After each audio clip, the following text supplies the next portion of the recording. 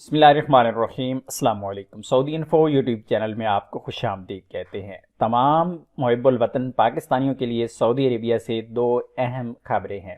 سب سے پہلے ہم خبر شامل کریں گے، یہاں پر سعودی عرب کی شہزادہ فہد بن منصور ال سعود نے پاکستان میں سعودی پاکستان ٹیکنالوجی ہاؤس قائم کرنے کا اعلان کر دیا ہے۔ پاکستان میں سعودی شہزادہ ٹیکنالوجی ہاؤس قائم کرنے جا رہا ہے، جس کا ہیڈ کوارٹر الریاض سعودی عربیہ میں ہی ہوگا، جبکہ پہلی شاخ لاہور میں کھولی جائے گی۔ لاہور میں جاری فیوچر فیسٹ 2023 سے ورچوئل خطاب کرتے ہوئے پرنس فہد بن منصور نے کہا ہے کہ سعودی پاکستان ٹیک ہاؤس کے قیام کا مقصد اس شعبے سے وابستہ افراد کے لیے آسانی پیدا کرنا اور شعبے کو فروغ دینا ہے۔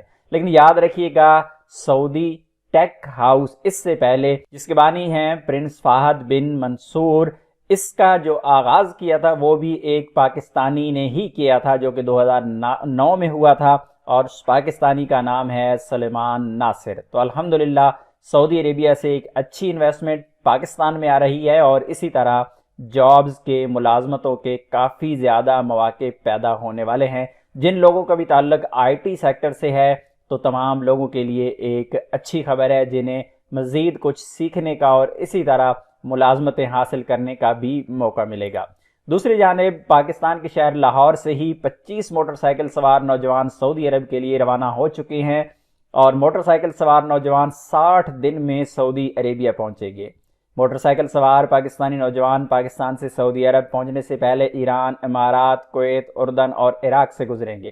وہ اس سفر میں 14,000 کلومیٹر کی مسافت طے کر کے دنیا کو محبت، اخوت اور امن کا پیغام دیں گے۔